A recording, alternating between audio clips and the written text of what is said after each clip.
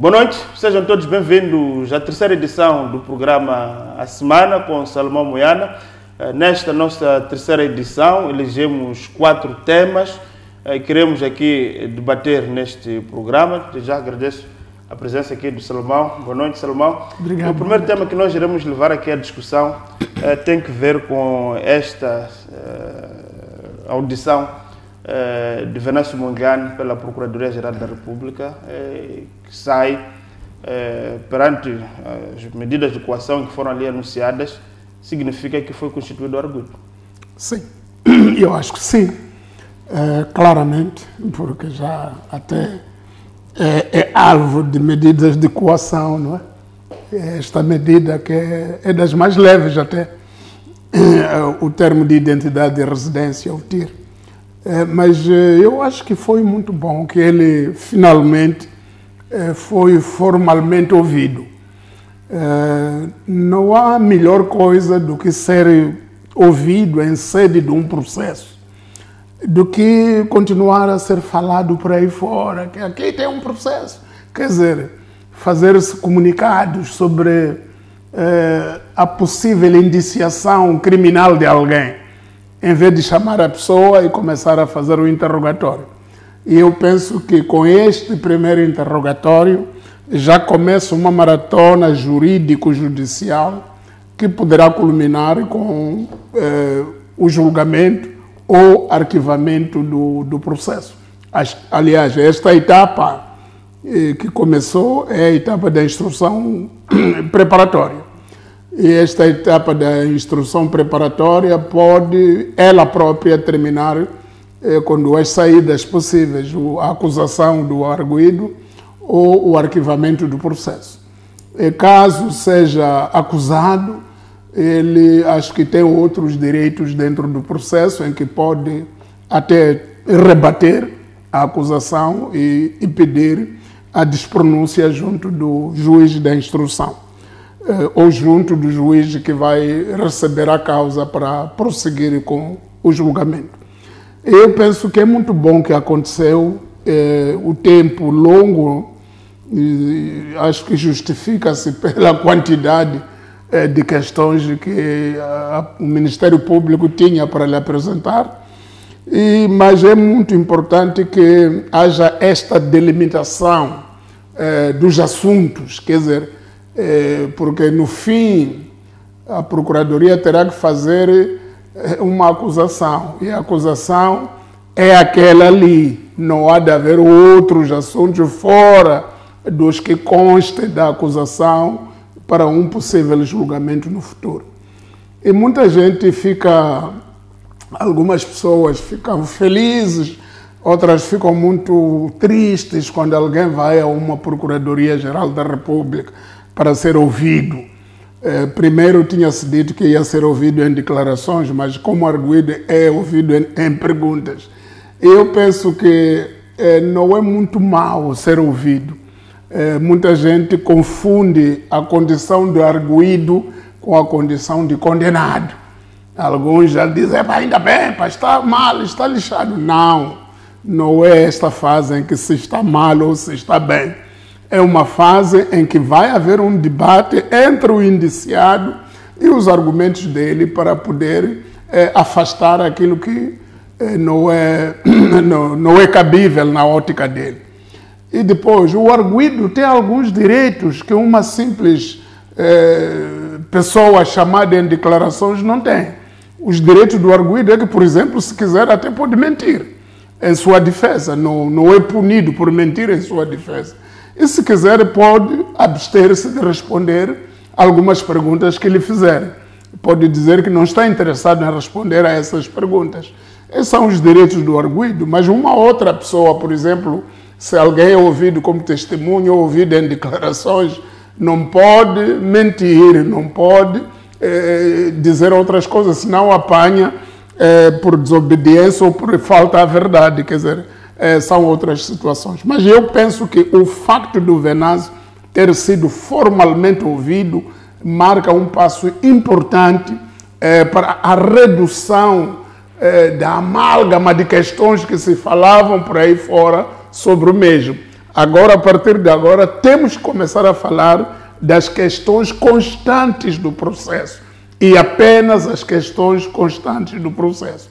E ele tem o espaço para se defender.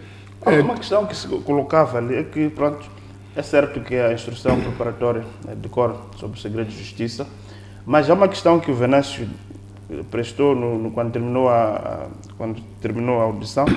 Ele dizia que uma as questões que foram ali colocadas centram-se essencialmente sobre manifestações, era o líder das manifestações, da destruição de bens públicos e privados. A minha questão que eu queria colocar ao Salomão era, não estamos neste momento a entrar para o campo da chamada judicialização da política? Sim, eu acho que claramente é isso. Quer dizer, é o seguinte, quando o poder político instalado no país não consegue, por uma via, resolver os seus problemas, recorre também a esta via, a via judicial, em que há uma perseguição dos opositores políticos. Se não se consegue abatê-los no campo político com argumentos ou com outras medidas assim físicas, recorre-se à parte judicial. E não é a primeira vez. Temos vários casos aqui na nossa história. E não só. A nossa Procuradoria-Geral tem sido usada várias vezes em várias etapas da nossa história para resolver esse tipo de questões. Quer dizer, os inimigos do governo, aqueles que o governo define como inimigos, se não conseguem os afastar de uma outra maneira, ou de uma maneira mais pacífica ou persuasiva, o governo usa o poder judicial para tal. A primeira vez que eu vi isso com maior clareza foi em 1991, quando de repente determinadas figuras foram presas, foram detidas, acusadas de estar a fazer uma conspiração contra o governo do presidente Chissano. E essas figuras, a pessoa mais importante era o general Mabote, que acabava de voltar de uma formação de 5 anos em Cuba. Desembarcou, ficou uns meses e ele chamava os amigos, antigos camaradas dele, grupo José Moyane, Boaventura Machel e outros, conversavam, reuniam frequentemente em casa deste e daquele e foram presos. E foram acusados de estar a conspirar contra o poder instalado. E houve um julgamento muito interessante. E quem fez o papel é a Procuradoria, logicamente. Foram chamados ao Ministério Público, foram detidos até, inclusivamente. Alguns ficaram 9 meses na detenção preventiva. E depois houve o julgamento, em 1991, em que eu tive o maior prazer de cobrir esse julgamento, e que foi um julgamento muito didático, conduzido por o juiz Trindade, João Trindade, em que toda a acusação do Ministério Público caiu em terra. Quer dizer, tudo aquilo que se dizia caiu. Perguntou, uma das coisas era esta, perguntava-se ao general Mabote, dizem que vocês falam sobre, nas vossas conversas, falam sobre questões militares. Mas sim, eu sou formado em ciências militares, eu não conheço outra coisa, a minha vida foi militar, estive na tropa, estive como combatente da libertação, e para terminar isso, fiquei chefe do Estado-Maior-General. Saí do chefe do Estado-Maior-General, fui estudar ciências militares em Cuba. Agora, qual é a outra coisa que eu sei falar? Eu só sei falar de questões militares. Organização do exército, a deslocação e a colocação dos batalhões. É só isso que eu sei. É a minha conversa. E tanto mais que as pessoas que conversam comigo são também militares. Então, nós estamos a falar da nossa vida.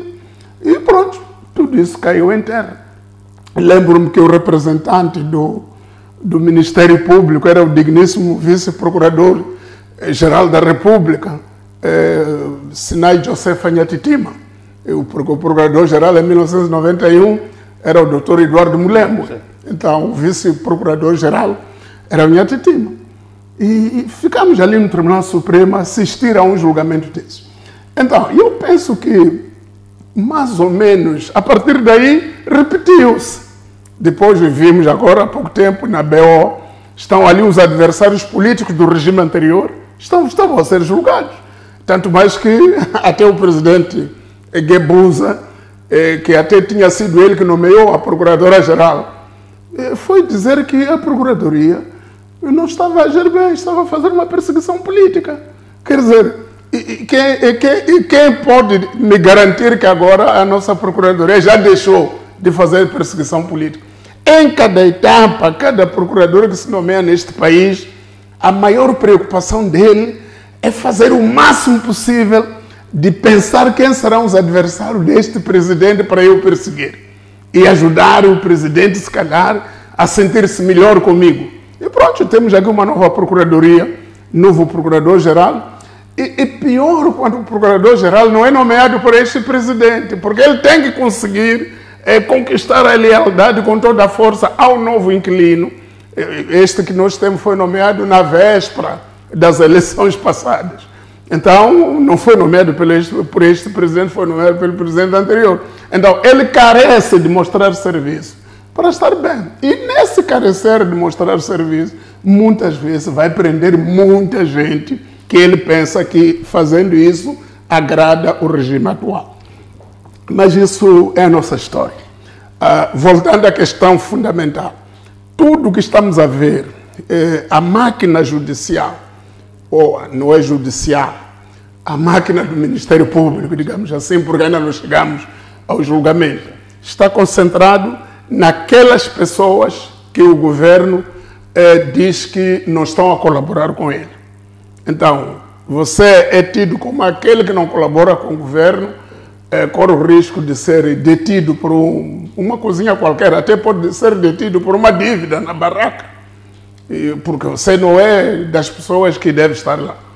E pronto, é o que está acontecendo. Mas pronto. Mas Salomão, a questão do fundo que eu quero colocar também, está a apresentar aqui um cenário da chamada perseguição política, eventualmente, uma tese de perseguição política, mas aqui também há fatos que ocorreram, que foram manifestações violentas, que destruíram bens públicos e privados. A questão aqui é saber Venâncio instigou ou não essas pessoas a promover a destruição de bens públicos e privados? Qual é a sua opinião com relação a isso? Não, depende daquilo que entendermos por isso.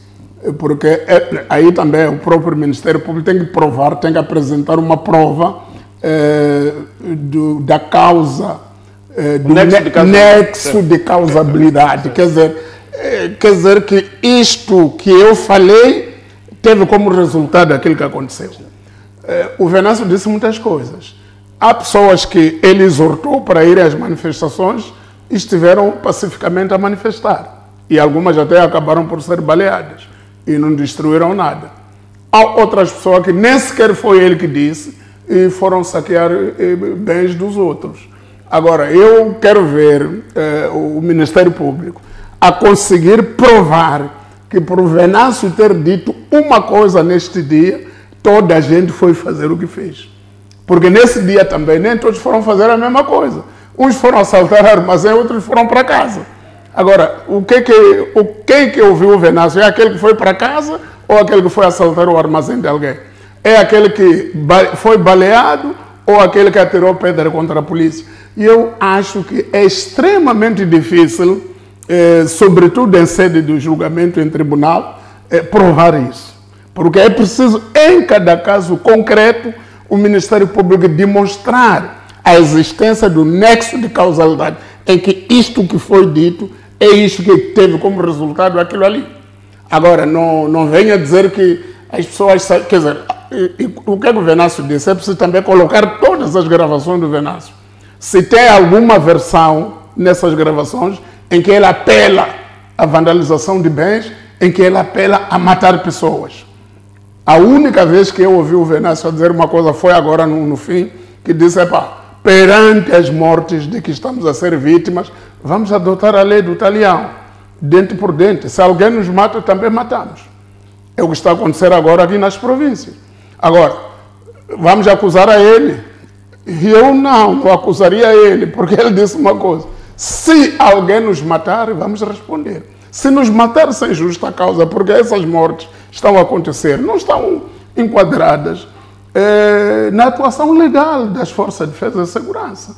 Portanto, eu penso que há de ser extremamente difícil por parte do Ministério Público levar a bom termo este processo até ao fim, a não ser que goze da colaboração dos tribunais. Mas se os tribunais quiserem ser sérios, quiserem ser firmes na aplicação rigorosa da lei, é capaz de ser um julgamento extremamente interessante, caso venha a acontecer. Agora, há uma questão aqui, uma coisa é o processo que está aí, tem a sua marcha processual, há fases, mas há uma outra parte, que é a questão do Venâncio quanto político. Ao ser cercado, no sentido em que agora tem esta medida de equação, portanto, não é proibido de sair, viajar, mas tem o dever de informar.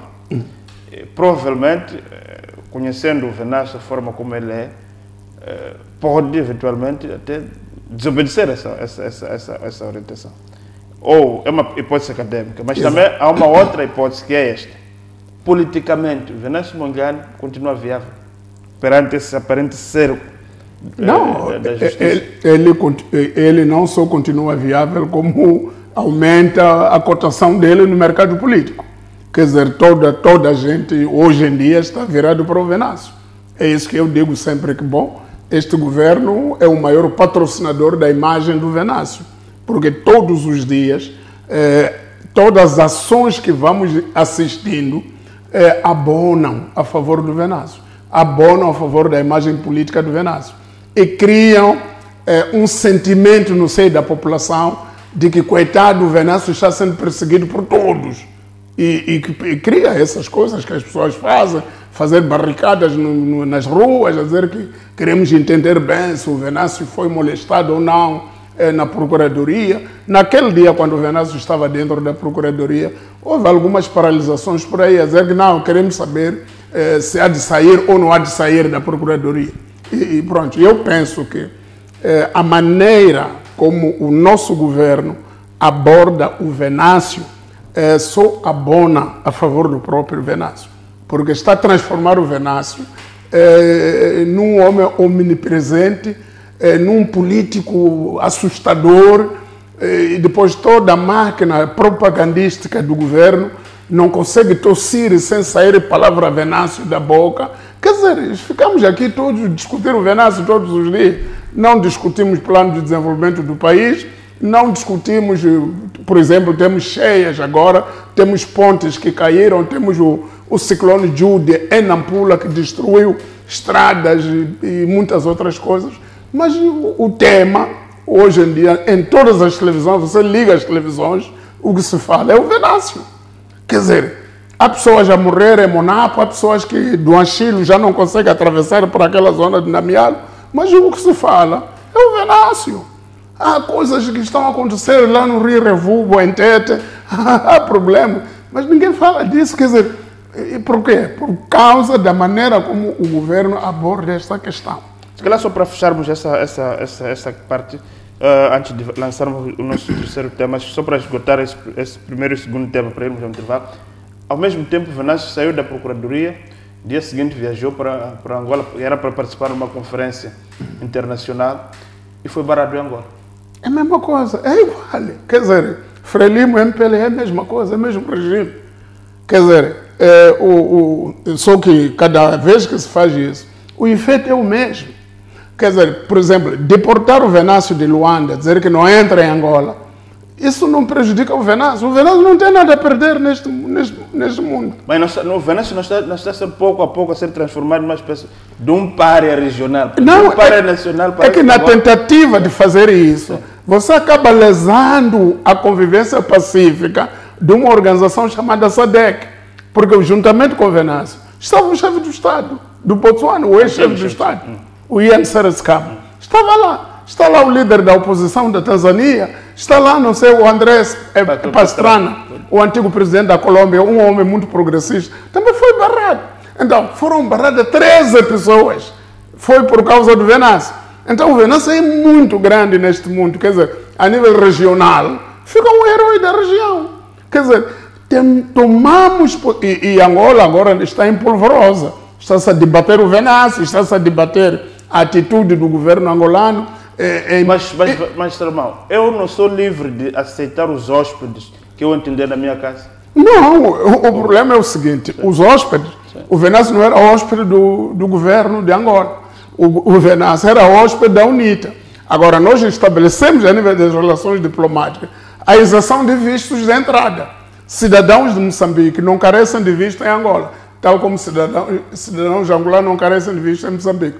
Agora, eu ficar no aeroporto a dizer, você é de Moçambique, sim, mas pronto, você não entra. Por quê? Qual é o motivo? Tem que apresentar razões muito claras. Mas não é por transferir. Aqui estava a dizer que o Venâncio é uma pessoa. Aliás, o Venâncio acusou o governo angolano e também o serviço de inteligência angolano de tentar assassiná-lo. Como é que de repente aparece Angola? Então que lhe digam que é por causa disso. Não chegar ali e dizer não entra e todos aqueles que estão ao pé de ti também não entram. O Lutero Simango também fez essa acusação? Não, mas o Lutero Simango está na mesma delegação com o Venâncio. Mas entrou, o Lutero entrou. Não sei se chegou a entrar, porque estavam juntos a ser barrados. Então, o presidente do Botsuana, o antigo presidente do Botsuana, até quando disseram que já podia entrar, ele disse que já não estava interessado. Só ia entrar para ele descansar, porque ficou 9 horas no aeroporto, em condições extremamente difíceis, numa sala que nem tinha ar-condicionado, nem tinha nada. Então, pronto, ele entrou para ele descansar, disse que já nem estava interessado em participar da conferência. Mas isso chama-se incidente diplomático muito grande. E o antigo presidente do Botsuana, na casa dele, no país dele, é um herói nacional. O governo que está no Botsuana agora olha para aquele senhor como herói nacional. O seu herói nacional está sendo vilipendiado por um Estado-irmão, um Estado-membro da SADC, e que, curiosamente, nesta altura, Angola é presidente da União Africana. Quer dizer, quando a sede de África está em Luanda, nós queremos ir à sede africana para ir apresentar as nossas preocupações, nem conseguimos entrar para falar com os dirigentes do país. Então, eu penso que foi uma péssima imagem diplomática de Angola. Quer dizer, a maior vergonha é Angola neste momento. Agora, pensar que isso prejudica o Venâncio, não prejudica o Venâncio. Antes, pelo contrário, projeta o Venâncio. Cria uma situação em que as pessoas dizem, o Venâncio é tão grande que até cria impedimento da entrada em Angola de um antigo chefe de Estado. 2 antigos chefes de Estado ficaram barricados porque está o Venâncio. Então o Venâncio é muito grande. Então, eu penso que nós temos que mudar isso. Esta maneira de tratar um cidadão simples, que foi um simples candidato a presidente da República em Moçambique, e lidera as pessoas aqui, e transformá-lo num super-herói. Mas vamos para só fechar. Mas qual é a sua posição, qual é a tua análise com relação ao silêncio dos partidos políticos, até esses subscritores desse acordo, em relação a esta situação toda de Venâncio? É o mesmo que tínhamos dito antes, que esses partidos não são relevantes neste momento. Esses partidos são partidos convenientes, partidos que convém tê-los. É por isso que o presidente semanalmente chama eles e diz uma coisinha, chama eles, anuncia. Quer dizer, é uma maneira de entretê-los, de ir tê-los perto dele. Não são relevantes. Politicamente, no terreno, nem Renamo, nem ninguém é relevante. Não aparecem, não fazem nada. Esses partidos estão numa situação em que são uma fauna acompanhante das ideias do Partido Frelimo, simbolizadas no presidente do partido, que é o presidente da República. Então, esses aqui estão aí a tentar corroborar, a tentar Com que objetivo? Com o objetivo de ter maior legitimidade o governante que está no poder. Quer dizer, imagina aqueles partidos todos, se estivessem ao contrário do presidente, estivessem todos a dizer que não, este presidente não este presidente não pode, este governo não foi bem eleito, criava-se um pandemônio em termos de legitimidade do próprio presidente, embora tenha sido proclamado como foi. Mas pronto, o presidente encontrou uma saída. Eu nem quero discutir essa saída que se encontrou. Eu até disse aqui que essa saída para mim é boa. Agora, o papel dos partidos, diga-me lá, Belmiro, desde que começou este processo, qual é a conferência de imprensa que um desses partidos já deu para falar do país? Nada. Qual é a posição, o comunicado que esses partidos, um deles pelo menos, já fez para se posicionar perante os grandes assuntos do país? Não temos. Esses partidos existem porque semanalmente, graças à presidência até, que conhece os endereços deles, que o chama uma vez por semana para passarem pela presidência, para assinar um documento ou para aparecer numa pequena conferência de imprensa, dizer que concordamos nisso, concordamos naquilo.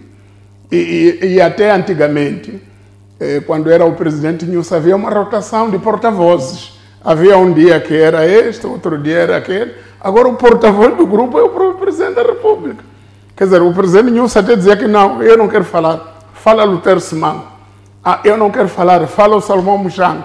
Agora não, o porta-voz morre definitivo do grupo é o presidente da República. Então, vamos neste momento obedecer o nosso primeiro intervalo, voltamos na segunda parte, onde iremos discutir também outro tema importante que tem a ver com os assassinatos na província de Inhambane, de membros dos partidos políticos, e também iremos discutir a questão deste anúncio feito pelo presidente Daniel Chapo, da inclusão de mais personalidades, no caso vertente, 3 personalidades da sociedade civil deverão ser indigitadas para constituir a mesa do diálogo. Até já.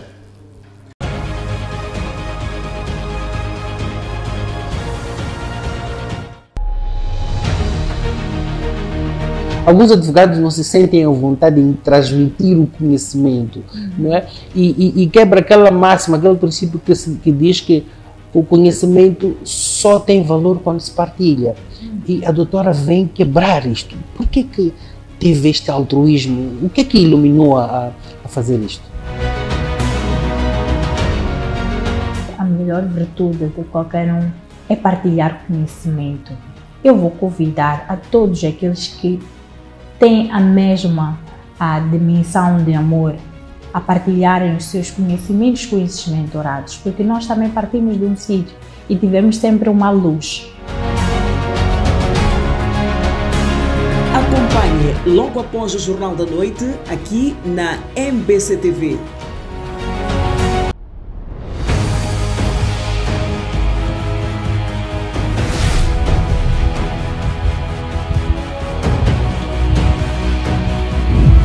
Algo grande está a chegar. Prepare-se para uma nova era. Levando informação, debates e reportagens.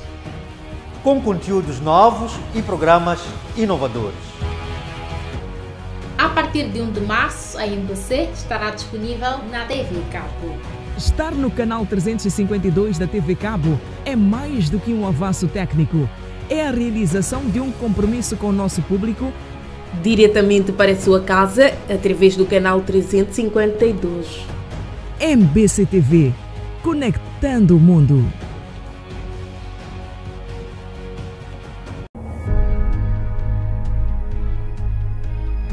Transportadores semi-coletivos de passageiros. Para 2025, os comerciantes informais.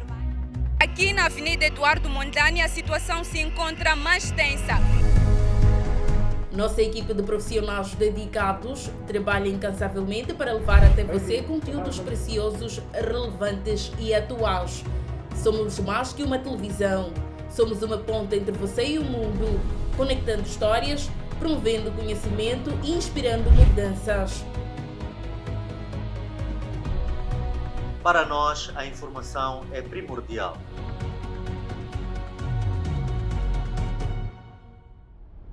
O nosso compromisso é informar.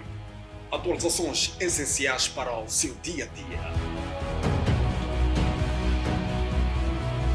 MBC, conectando o mundo.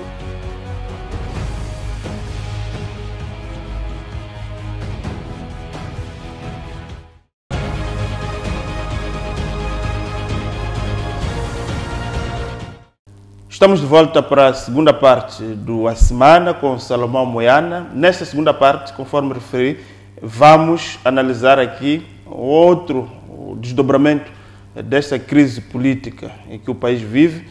Salomão Moyana, a província de Inhambane parece ser o epicentro agora dos assassinatos. Primeiro foi no distrito da Massinga, onde 2 supostos apoiantes de Venâncio Mondlane terão sido baleados por indivíduos até aqui desconhecidos. E no distrito de Inharime, a sede do Partido Frelimo foi vandalizada e um dos seus dirigentes, no caso vertente, o líder juvenil, acabou sendo morto à paulada por grupos de, chamam manifestantes, não sei se chamam de manifestantes, mas parecem criminosos de facto, porque mata a pessoa, ultrapassa um pouco a dimensão de manifestação. Então foi morto à paulada por indivíduos até aqui a monte. Que análise podemos fazer desta situação? Estamos a sair aqui das manifestações, naquele movimento que havia, estamos agora no campo das matanças, no campo da queima de sede do Partido Frelimo. Não, mas não começou agora. Agora, se calhar, está como dizia o Dlacama antigamente, que ele perdeu muito tempo a fazer guerra lá em Gorongosa e que um dia estava pensando em fazer guerra aqui na Namacha, aqui na Estrada Nacional número 2, e que se calhar isso ia despertar mais atenção. É que todas as semanas, desde que começou este processo em outubro, há mortes. Todas as semanas há mortes. Estou-me a lembrar daquelas mortes macabras em Montepuez, daqueles supostos colaboradores, não sei, de Podemos. Estou-me a lembrar daquela vala comum de 8 jovens em Furancungo, lá em Macanga, no distrito de Macanga, em Tete. Estou-me a lembrar daquele nosso amigo, colega, Arlindo Chissalo. Foi morto aí há pouco tempo, há 2 meses atrás. Ia investigar a morte desses em Montepuez. No regresso dele de Pemba para Nacala, foi interceptado no caminho, também foi morto. E pronto, quer dizer, estas mortes nunca pararam. Na mesma semana que estava-se a morrer, no dia 8, morreu-se em Massinga, e depois, logo a seguir, acho que foi dia 10 ou 11, havia esta chacina em Arrim, também em Mulumbo, no distrito de Mulumbo, na província da Zambésia, estavam 2 supostos polícias a serem arrestados e a serem mortos à paulada pela suposta população.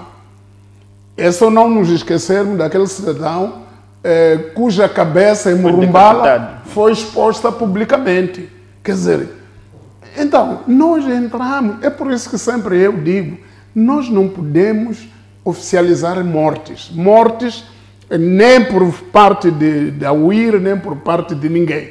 É preciso pararmos com sequestros e matanças de pessoas, porque tudo há de criar uma espiral de violência, há de haver necessidade ou sentimento de retaliar. Veja lá, por exemplo, um caso muito simples que pode criar também uma grande confusão. Em Mandimba, alguns empresários locais, pequenos empreendedores, descobriram que gasolina no Niassa, no Malawi, que não tem nem porto, nem nenhuma terminal oceânica, era mais barata do que Mandimba, do que Moçambique. Então, comprando gasolina no Malawi, vinham vender a 70 meticais em Mandimba. E aqueles mototaxistas todos já tinham uma fonte privilegiada de abastecimento, ao passo que nas bombas está 95 meticais. Isso depois criou logo a nossa autoridade, foi guarda-fronteira. Houve chambocos na fronteira de Mandimba. Houve problemas, houve assaltos, houve possivelmente feridos e detidos. Agora, esse tipo de clima de querer gerir um país inteiro com base em violência, com base em músculos, não leva a nada. Isso já sublinhamos bastas vezes. É preciso encontrarmos um método de reconciliação efetiva. Não é reconciliação numa sala de conferências do Hotel Polana ou do Centro de Conferências João Cristiano. A reconciliação é mostrar atitudes de irmandade lá na zona, lá onde está o povo, e não necessariamente andar a proferir um discurso de reconciliação, quando na prática nós próprios que falamos isso, somos nós que ordenamos as mortes. E não pode ser. Toda morte que for feita, que for infligida injustamente contra alguém, há de provocar um sentimento de revolta e retaliação por parte do infligido ou por parte do afetado ou da sua família. Portanto, sua família, sua comunidade. É só escutar, antes de ontem, houve o funeral daqueles 2 jovens lá em Massinga, que foram mortos no dia 8. Não sei se o chefe do Estado ou os colaboradores dele têm acesso a essas informações. Podiam lhe passar o tipo de canções que estavam lá e que essas canções estão a circular aqui nas redes sociais. O que é que diz a população em relação a isso? Quer dizer, nós não podemos ter uma população que não está, quer dizer, que não colabora com o governo. E também o governo não pode partir do princípio de que se não colaboram comigo, eu vou lhes pisar para colaborar. Não pode. O governo tem que ter uma estratégia de abordagem da população. E a estratégia do governo não é mandar cernica à noite, ir sequestrar pessoas, ir balear. Não pode. Mas isso não tem a ver com o facto de, a quem diz que o que estamos a viver neste momento é reflexo do Venâncio Mondlane, digamos assim, que andou a incitar a população de uma forma ordenada para, digamos assim, diluir a autoridade do Estado. Agora, ok, vamos supor que o Venâncio é um super-homem que consegue diluir a autoridade de todo um Estado, que tem todos os órgãos instituídos e em funcionamento. E a resposta a esse tal Venâncio é matar o povo, sequestrar à noite e matar, cercar e mandar balear. Quer dizer, não pode, essa também não é solução. Isso não é solução. Afinal, por que existem tribunais? Por que agora estamos a dizer que a Procuradoria-Geral fez bem em chamar o Venâncio para conseguir restringir o âmbito das acusações para aquelas que constam do processo? Isso é que é bom.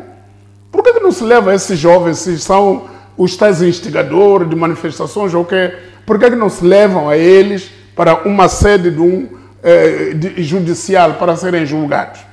E depois provavelmente condenados. Então, de acordo com a gravidade da sua participação ou o nível de participação nos assuntos em causa, ou no nível do dano que tenham causado à sociedade. Agora, aquela atitude daquele senhor do secretário do bairro que disse à polícia, que nós conhecemos, podemos indicar onde é que estão, e a polícia também, quando indicam, a única coisa que faz é ir matar, em vez de carregar aquelas pessoas e entregá-las à justiça, para a justiça fazer o seu trabalho. Foi a polícia, o Salomão tem algum dado, mas foi a polícia que... Olha, a experiência que eu tenho de processos políticos no país convence-me que a polícia, sim, tem esquadrões da morte. A morte do Sibaciba Macuaco, a morte do Anastácio Matavel, a morte de várias outras pessoas que eu acompanhei de perto, a morte do juiz Silica e outros, mostra claramente de onde é que vêm essas mortes. A maior parte das mortes que não foram investigadas foram perpetradas por grupos dentro da própria polícia. Há depoimentos próprios, até alguns já circularam, de agentes do GOE, Grupo Operativo Especial, que já cantaram isso várias vezes.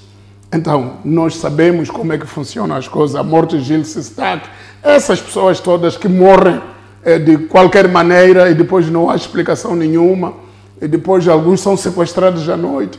Olha, aqui na Manhissa... Mas também estão a morrer membros da Frelimo, Salomão. Também. São vítimas da polícia também? Não, depende. Depende de como é que as coisas acontecem. Muitas vezes, esses que estamos a dizer, por exemplo, estão a morrer também dirigentes da Frelimo. Estão a morrer em que circunstâncias? Não é a polícia que os sequestra à noite. Muitos deles até estão a morrer de dia. Como esse jovem que morreu em Inharribe. Foi pessoas que foram lá, cercaram, apedrejaram, destruíram a sede do Comitê Distrital. Outras pessoas, membros do partido, fugiram. Quer dizer, de dia. Até é possível visualizar quem está a fazer isso. Porque é de dia. Não é ir à noite à casa de alguém, ir balear a pessoa. Então, se é assim, prendam aquelas pessoas que estavam ali. Levam essas pessoas a um julgamento. E depois são condenadas, são punidas normalmente pela lei. Não é que, ok, participou naquela destruição, então o que é que vamos fazer? Vamos ter com ele à noite. Não, não é assim. Prenda a ele de dia e leva a um julgamento. É assim que funciona a sociedade. Agora, se nós queremos instituir uma maneira selvagem de gestão de uma sociedade, ainda vamos morrer todos. Ainda vai morrer muita gente. Porque o indivíduo faz uma coisa, a resposta é ir ter com ele à noite.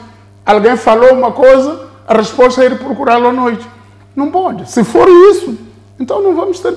Quer dizer, é um retrocesso muito grande em relação àquilo que o nosso país já estava sendo gradualmente. Estamos a voltar atrás.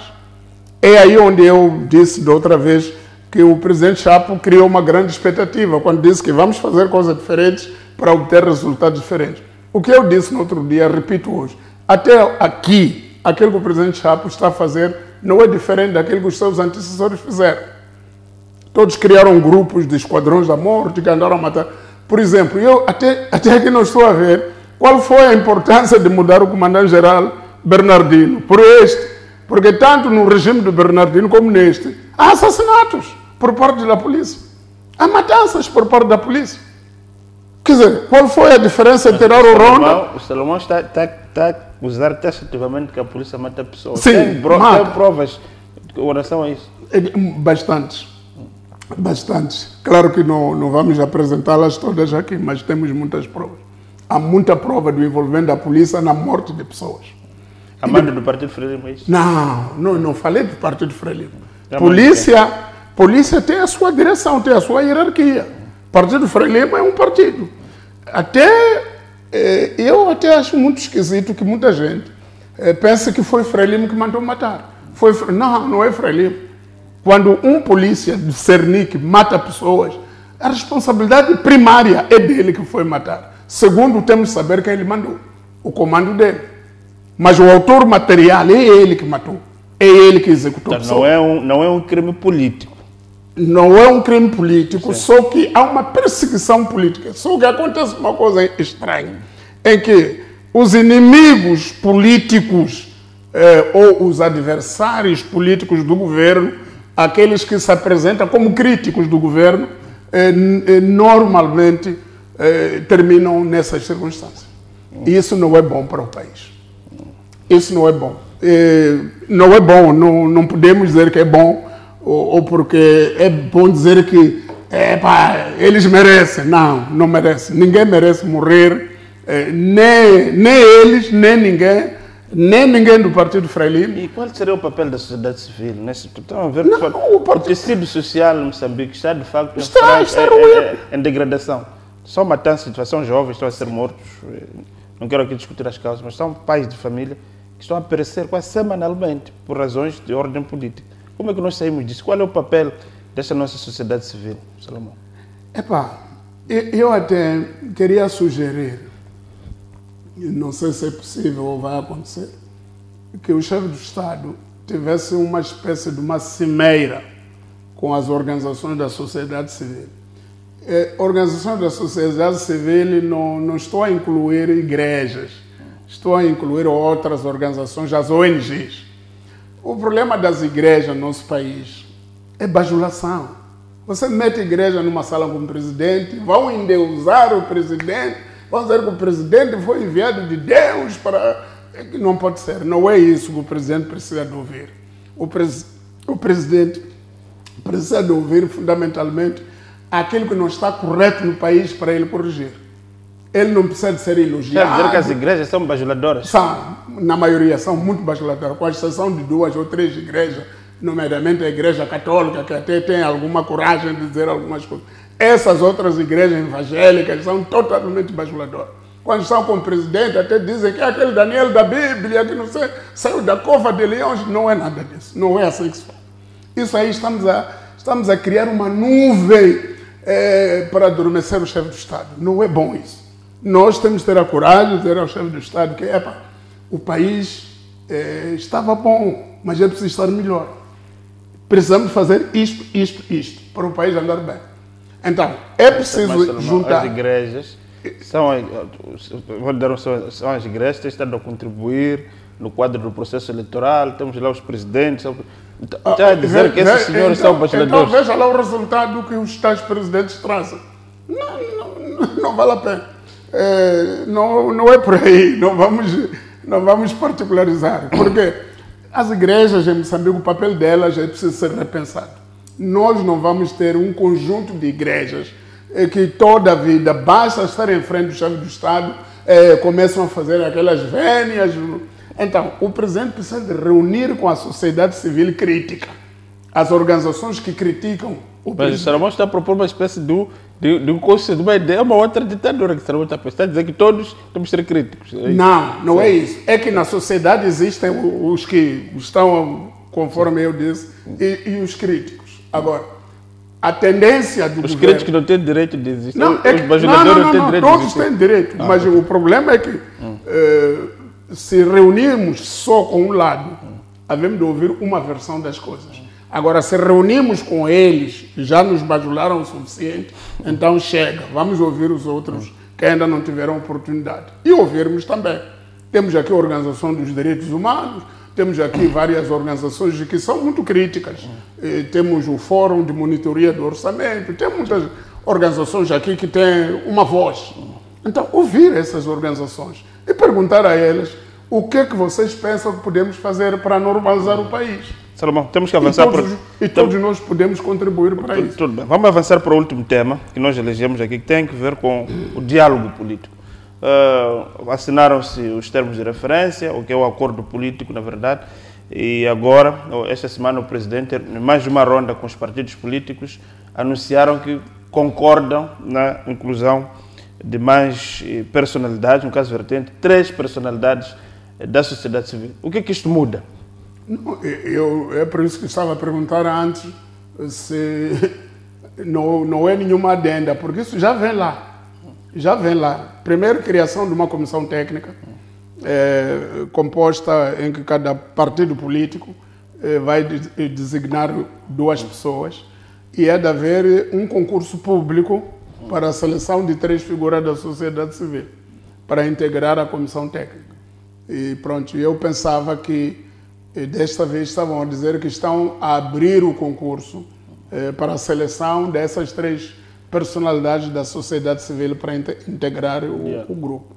Eu penso que é a mesma coisa, quer dizer, já estava lá no documento que foi assinado no dia 5. É uma coisa prevista no documento. Só que está lá escrito que há de haver um concurso público para a seleção dos 3 elementos da sociedade civil. E pronto, eu penso que... Agora, quando vi isso, eu disse, bom, se calhar poderia haver, em vez de 3 personalidades da sociedade civil, haver 3 organizações, ou 2, ou 3 da sociedade civil. Porque, bom, 3 personalidades podem vir da sociedade civil, mas se calhar, não sei quais são os termos de referência para essas personalidades, que tipo de expertise devem ter para compor... Mas Salomão, não acha que da sua parte há um esforço do próprio chefe do Estado no sentido, de facto, de tornar este diálogo mais abrangente e no sentido de que este diálogo possa produzir resultados naquela perspectiva de fazer coisas diferentes para ter resultados diferentes? Ou seja, é um modelo diferente. Sim, é um modelo diferente. Eu até saúdo este modelo. Mas também é preciso dizer quais são as suas fragilidades. Porque, bom, é essa coisa. Sociedade civil. Vamos lá, selecionar 3 personalidades. Qual é o critério? São personalidades que dizem o quê? Que reúnem o quê?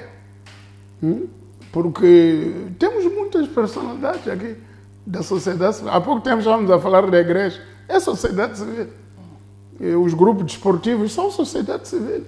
Então, quem é que vem para acrescentar que valor?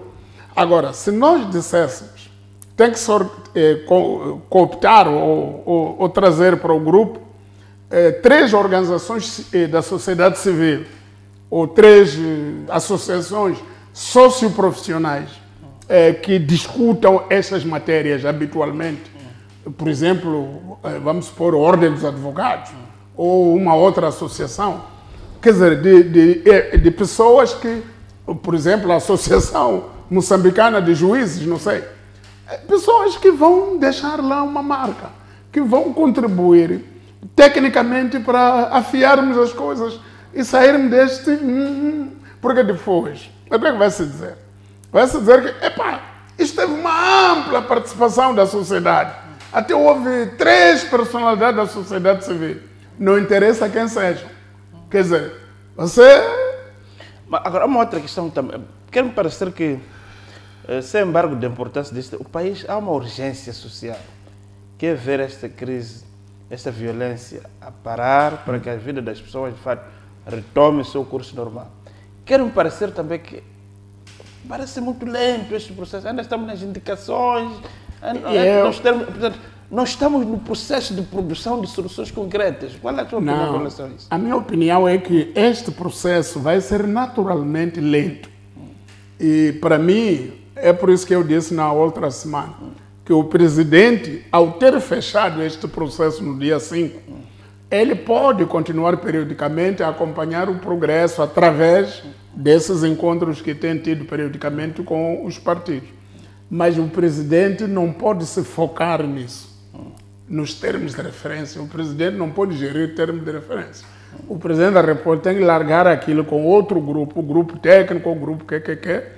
E lá, quer dizer, a presidência é do presidente da República, mas é preciso ele próprio, ou eles próprios, terem um coordenador executivo disto, para o presidente largar isto e tratar questões prementes da sociedade. Sim. Quer dizer, sempre que numa quarta-feira a gente olha ver o presidente na presidência com aqueles senhores, transmite a ideia de que, pronto, ainda estamos aqui a tocar o mesmo disco encajado, não é? Então, eu penso que o presidente já fez o papel positivo, super positivo, ao permitir este consenso que culminou com a assinatura do documento. Agora, libertem o presidente para tratar questões candentes da sociedade. As questões candentes da sociedade são essas que nós estamos a dizer. Em Mulumba andam a arrastar pessoas, em Mandimba há barulho, em Macanga há barulho, em Montepoeja há barulho, em Inharime há barulho, em Macinga há barulho. Quer dizer, nós não podemos ter um país com focos de barulho. E todos esses depois, é por causa do fulano, não é por causa do fulano, é por causa da sociedade nossa, que chegou num nível de autoputrefação, que já ninguém acredita em ninguém. E todos pensam que a solução é matar alguém. Se este aqui faz isso, eu vou lhe matar. E sabem que há tantos que matam e são impunes. Agora, estamos a contaminar um vírus de desobediência. Não sei se viu aquele miúdo, alguém disse que até ganhou uma bolsa para ir trabalhar na Alemanha. Um miúdo que, quando a polícia chegou ali na procuradoria, muito educadamente a polícia dizendo: olha, afastem porque este local é para a imprensa, vão ficar no outro lado, vão lá trabalhar. Aquele miúdo, mas você me deu emprego, você me deu um emprego. Quer dizer, aquela atitude de falar de um jovem que não deve ter 20 anos, falar com autoridade, não pode. Mas também a solução daquilo não é balear aquele indivíduo, não é dar porrada. É tentarmos criar e rever a maneira como nós educamos o país. Como é que educamos as crianças, como é que educamos este país na paz, na pacificação, no respeito mútuo e na convivência pacífica. Como é que fazemos isso? O país não pode estar como está. Este país não está bom. Eu estava a ouvir ontem um empresário a falar na Rádio Moçambique, a dizer: o governo agora disponibilizou uma linha de crédito de 10 mil milhões de meticais para pequenas e médias empresas. Mas quando eu pego uma parte desse financiamento, encho um caminhão aqui de sacos de açúcar para ir vender em Machanga ou em Muxungue, só interceptado no caminho, as pessoas levam todo o açúcar, mas eu tenho um crédito para pagar. Quer dizer, não vale eu ter este financiamento quando não existe a paz para eu circular à vontade. Porque eu posso ter uma dívida com o banco e ficar cada vez mais endividado porque não vou conseguir executar. Sim, eu compro uma mercadoria, meto numa loja, vê um grupo a dizer que esse preço não pode baixar lá. Mas esse baixar, não houve nenhum estudo, não houve nada. Agora, onde é que estão as brigadas de esclarecimento que reúnem nos bairros à luz do dia, não para apontar quem é que faz o quê, mas para dizer: irmãos, nós temos que ser irmãos, temos que viver juntos. Onde é que estão? Esses grupos eu preciso. Lá no meu bairro eu preciso de pessoas que venham ajudar. Eu até falo com as pessoas sempre. Eu digo às pessoas: jovem, não é assim que se faz. Fui a 2 falecimentos, quando chega aquela vez de que vamos pedir pessoa da autoridade local para dizer qualquer coisa. Ninguém levanta. Por quê? Medo? Tem medo. Eu levantei, vocês já não são autoridade. Você aí não dizem que já não sou. Não, você é autoridade. Até que diz que houve um grupo de crianças até que veio dizer que já não é autoridade. Não, o senhor é autoridade. Até haver mudança, vir outra autoridade para ser oficialmente empossada. Não é encontrar um grupo na rua dizer que a partir de agora você já não é. Quer dizer, e você ter medo é para dizer você, não pode ser. Mas essas pessoas precisam ser encorajadas. Sim, não podem estar ali na zona, já não há autoridade. Você quer um documento para assinar, o secretário já tem medo de assinar. Porque diz que foi destituído. Foi destituído, mas não foi colocado outro oficialmente. Numa zona aí, correram com o chefe da localidade. A partir dessa altura que correram com o chefe da localidade até hoje, não há chefe da localidade. Mas há expediente que o chefe da localidade tem que assinar. Agora, eu queria ver uma brigada do governo. Não chegar lá de forma atabalhoada, mas trabalhando com algumas pessoas locais. Até chamar esses novos, que dizem que eles já assumiram o poder. Dizer, olha, não é bem assim. Vocês até podem trabalhar, mas trabalhem juntos. Porque nós vamos ter um processo de escolha das pessoas. Não é chegar e abrir a porta, você agora já não é. Não é assim. O país não pode ser assim. Salomão, muito obrigado por esta sua participação aqui. Assim chegamos ao fim de mais uma edição do programa A Semana com Salomão Moiana. Nós voltamos no próximo domingo com mais temas de debate e de análise do nosso país. Boa noite, excelente semana para todos. Até lá.